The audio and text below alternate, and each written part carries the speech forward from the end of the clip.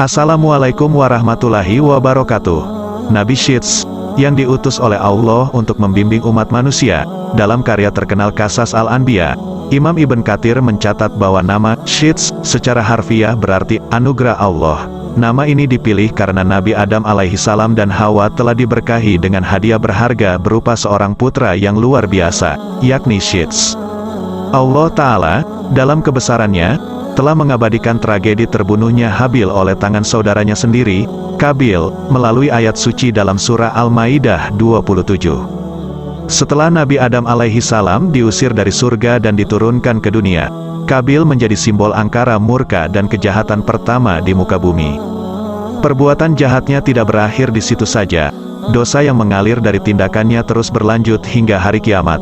Rasulullah mengingatkan bahwa setiap kali ada seorang jiwa yang dibunuh dengan zalim, dosa pembunuh tersebut juga akan ditanggung oleh keturunan Adam yang bernama Qabil, sehingga dia menjadi contoh awal dari tindakan pembunuhan di masyarakat manusia. Hadis ini telah diriwayatkan oleh Bukhari dan Muslim. Diceritakan bahwa Rasulullah menyampaikan sebuah pesan yang mengandung hikmah mendalam. Beliau menjelaskan bahwa siapapun yang memulai suatu perbuatan baik sesuai dengan ajaran agama akan mendapatkan pahala bagi dirinya sendiri, serta pahala bagi orang-orang yang mengikutinya, hingga akhir zaman. Sebaliknya, bagi mereka yang memulai tindakan buruk, mereka akan memikul dosa atas perbuatannya itu, dan juga dosa atas perbuatan serupa yang diikuti oleh orang lain, hingga akhir zaman. Kisah ini berhubungan dengan kesedihan mendalam yang dialami oleh Nabi Adam alaihissalam setelah kematian Qabil. Allah Subhanahu wa Ta'ala menghibur Nabi Adam dengan janji bahwa dari keturunannya akan lahir seorang anak yang dipercayai dan akan menjadi seorang nabi. Turun-temurun dari keturunan Nabi Syits alaihissalam akan menjadi para nabi hingga akhir zaman. Ciri khusus Nabi Syits adalah dia dilahirkan sebagai anak tunggal, tidak memiliki saudara kembar seperti sebelumnya. Ketika setiap kelahiran Hawa selalu berbuah anak kembar, ketika Nabi Syits dikandung, Hawa merasa ringan dan melahirkannya dengan mudah. Beberapa tahun berlalu setelah tragedi pembunuhan Qabil oleh saudaranya Habil, tercatat dalam kitab Qasas Al-Anbiya Ibnu Katsir bahwa Nabi Adam alaihissalam menderita sakit selama beberapa hari sebelum akhirnya wafat. Dalam masa sakitnya, Nabi Adam alaihissalam memberikan wasiat penting kepada putranya, Syits, untuk meneruskan kenabian dan misi kebenaran. Nabi Syits menerima beberapa pesan berharga dari ayahnya, termasuk perintah untuk melawan Qabil, sang penuh dengki. Tak hanya itu, Nabi Adam alaihissalam juga menyampaikan kepada putranya tentang peristiwa hebat yang akan datang, seperti topan dahsyat dan kehancuran alam. Selain itu, Syits diajarkan tentang pentingnya ibadah dan waktu-waktu untuk beribadah dalam sehari semalam. Ada pula sebuah tali dari sutra, suatu benda yang memuat gambaran tentang para nabi dan orang-orang pilihan yang akan menguasai dunia. Tali itu diwariskan oleh Allah kepada Nabi Adam dari surga, dan Nabi Adam kemudian memberikannya kepada putranya, Syits, dengan perintah untuk menyimpannya di dalam sebuah tabut yang harus terkunci rapat. Nabi Adam alaihissalam kemudian mengambil beberapa helai rambut dari janggutnya dan meletakkannya dalam sebuah tabut, seraya berkata, "Wahai anakku, ambillah rambut-rambut ini dan simpanlah baik-baik nanti, saat engkau menghadapi urusan penting atau menghadapi musuh, rambut-rambut ini akan menjadi pertanda kekuatanmu. Selama rambut-rambut ini bersamamu, engkau akan berhasil mengalahkan musuh-musuhmu." Beliau melanjutkan, "Jika suatu hari engkau melihat rambut-rambut ini berubah menjadi putih, ketahuilah bahwa ajalmu telah dekat, dan pada tahun itu, engkau akan meninggal dunia." Perlu kita ketahui bahwa sampai wafatnya Nabi Adam alaihissalam, beliau tidak memiliki uban atau rambut yang memutih. Orang pertama yang diketahui memiliki uban adalah Nabi Ibrahim alaihissalam. Oleh karena itu, pesan Nabi Adam kepada putranya Syits tentang rambut dari janggutnya yang akan memutih menjadi petunjuk dekatnya ajal bagi Nabi Syits, mengingat Nabi Syits juga tidak memiliki uban hingga saat itu. Nabi Adam alaihissalam kemudian mencabut cincinnya dan memberikannya kepada putranya Syits, serta menyerahkan tabut dan suhuf yang diturunkan kepadanya. Dalam kesempatan tersebut, Nabi Adam berkata, "Wahai anakku, perangilah saudaramu Qabil. Sesungguhnya Allah akan menolongmu untuk mengalahkannya." Dahulu, kejahatan Qabil tidak hanya terbatas pada pembunuhan saudaranya, Habil. Ketika menjadi pengungsi, Qabil tidak mengikuti syariat yang telah diajarkan oleh Nabi Adam alaihissalam. Sebaliknya, dia malah melegalkan perbuatan maksiat dan menyebarluaskan kebebasan tanpa batas antara laki-laki dan perempuan, hingga seks bebas merajalela. Itulah yang membuat Nabi Adam alaihissalam memerintahkan Nabi Syits untuk menghadapi Qabil. Wahab bin Munabih menyebutkan bahwa ketika Nabi Adam alaihissalam wafat, Nabi Syits alaihissalam telah berusia 400 tahun dan telah menerima amanah berupa tabut, tali, pedang, dan kuda bernama Maimun, yang diturunkan dari surga. Kuda itu memiliki keistimewaan luar biasa, di mana setiap kali kuda itu meringkik, seluruh binatang melata di bumi menyambutnya dengan tasbih. Nabi Syits alaihissalam diwasiatkan untuk memerangi saudaranya, Qabil, dan dengan tekad yang bulat, Nabi Syits pergi melawan Qabil. Peperangan itu menjadi perang pertama yang terjadi antara keturunan Nabi Adam di muka bumi.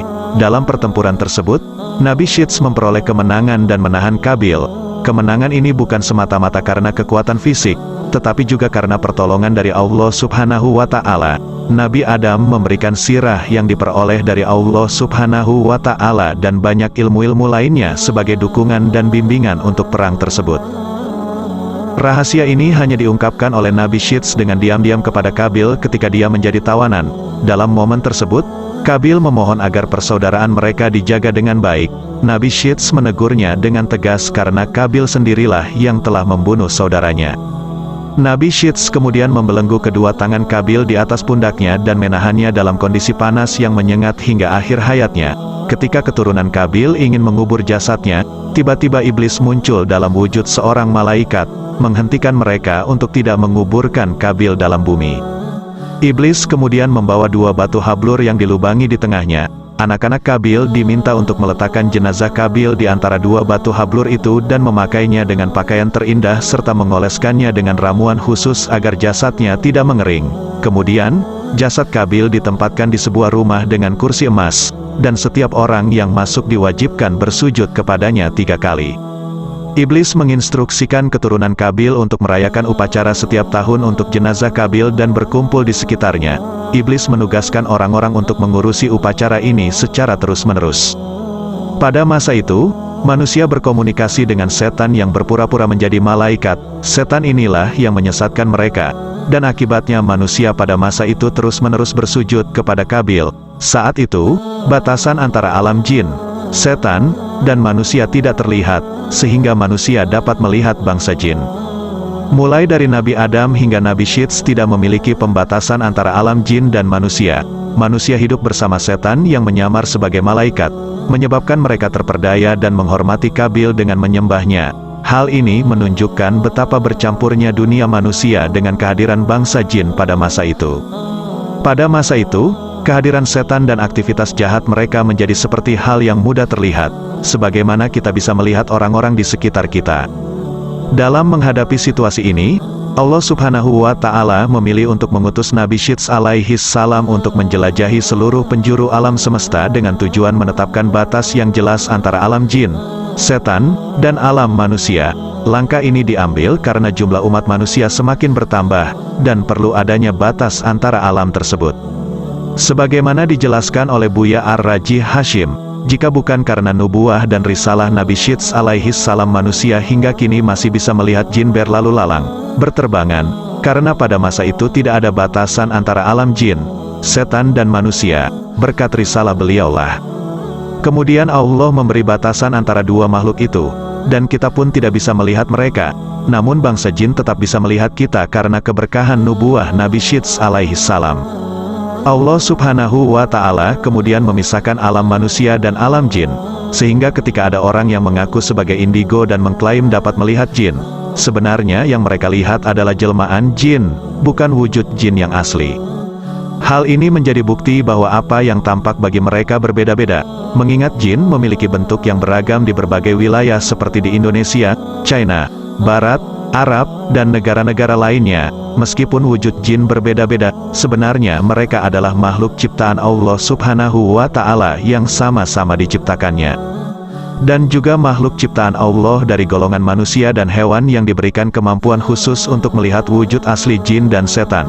Para nabi dan rasul, serta para wali Allah, diberi anugerah oleh Allah Subhanahu wa Ta'ala untuk melihat makhluk-makhluk gaib tersebut. Tidak hanya manusia, Beberapa binatang juga memiliki keistimewaan tersebut, seperti yang diungkapkan oleh Abu Hurairah radhiyallahu anhu. Rasulullah shallallahu alaihi wasallam bersabda bahwa ketika kalian mendengar ayam jantan berkokok, hendaklah memohon karunia dari Allah, karena sesungguhnya ayam itu melihat malaikat, dan ketika kalian mendengar ringkikan keledai, berlindunglah kepada Allah dari godaan dan tipu daya setan, karena keledai itu telah melihat setan. Hadis ini diriwayatkan oleh Bukhari dan Muslim. Dalam riwayat lain dikatakan, dari Jabir bin Abdullah radhiyallahu anhu Rasulullah shallallahu alaihi wasallam bersabda, apabila kalian mendengar anjing menggonggong dan himar merengkik, maka berlindunglah kepada Allah, karena sesungguhnya mereka itu melihat sesuatu yang kalian tidak dapat melihatnya. Hadis riwayat Abu Daud. Sementara dari golongan para nabi, sudah tidak asing lagi bagi kita kisah para jin dan setan tunduk pada perintah Nabi Sulaiman alaihi salam, kisah iblis menemui Nabi Musa alaihi salam, kisah Nabi Yahya dan iblis, kisah Nabi Isa dan iblis, dan para nabi lainnya, sampai kisah Rasulullah dengan iblis. Rasulullah mencekik setan dan mengajarkan Al-Quran kepada bangsa jin. Termasuk peristiwa ketika Sayyidah Maryam bertemu dengan malaikat Jibril dan Syekh Abdul Qadir Al-Jilani yang menghadapi gangguan dari setan ketika sedang dalam ibadah sholat. Juga, kisah mengejutkan tentang jin Ifrit yang terbongkar menyamar menjadi murid Imam Junaid Al-Baghdadi. Para jin muslim pun memperoleh ilmu agama dari para wali Allah. Meskipun zaman Nabi Syeds telah menutup batas antara alam jin, setan, dan alam manusia, para nabi dan wali terpilih dengan izin Allah mampu melihat alam jin dan malaikat. Wahab bin Munabih mengungkapkan bahwa Hawa meninggal pada masa hidup putranya, Syeds. Setelah wafatnya Nabi Adam, Hawa tidak hidup lama, hanya selama 1 tahun, dan dia meninggal pada hari Jumat, pada waktu yang bersamaan ketika dia pertama kali diciptakan. Dilaporkan bahwa Hawa dikuburkan dekat dengan kubur Nabi Adam alaihi salam setelah kedua nabi tersebut meninggalkan dunia. Allah subhanahu wa ta'ala menurunkan 50 sahifah kepada Nabi Syeds. Beliaulah yang pertama kali mengeluarkan kata-kata hikmah dari ilham Allah. Dalam sebuah hadis yang diriwayatkan oleh Ibnu Hibban dari Abu Dzar, Rasulullah shallallahu alaihi wasallam menjelaskan bahwa Allah telah menurunkan 104 sahifah secara keseluruhan, dan sebanyak 50 sahifah diantaranya diturunkan kepada Nabi Syeds. Melalui wahyu yang agung ini, Nabi Syeds menerima bimbingan ilahi untuk membimbing umat manusia dengan hikmah dan petunjuk dari Allah. Sebagai orang beriman, kita harus bersyukur karena jika hingga saat ini kita masih bisa melihat bangsa jin dan setan, kemungkinan lebih banyak lagi keturunan Nabi Adam alaihi salam yang akan tergoda dan menjadi pengikut mereka. Menurut Ibnu Abbas, Nabi Syeds terpilih sebagai nabi karena memiliki kelebihan dalam kecerdasan, keimanan, ketakwaan, dan ketaatan dibandingkan saudara-saudaranya. Ketika Nabi Syeds telah diberi mandat kenabian, Nabi Adam menyuruhnya untuk merahasiakannya dari Kabil yang penuh dengan dengki. Demikianlah kisah ini, semoga bermanfaat. Assalamualaikum warahmatullahi wabarakatuh.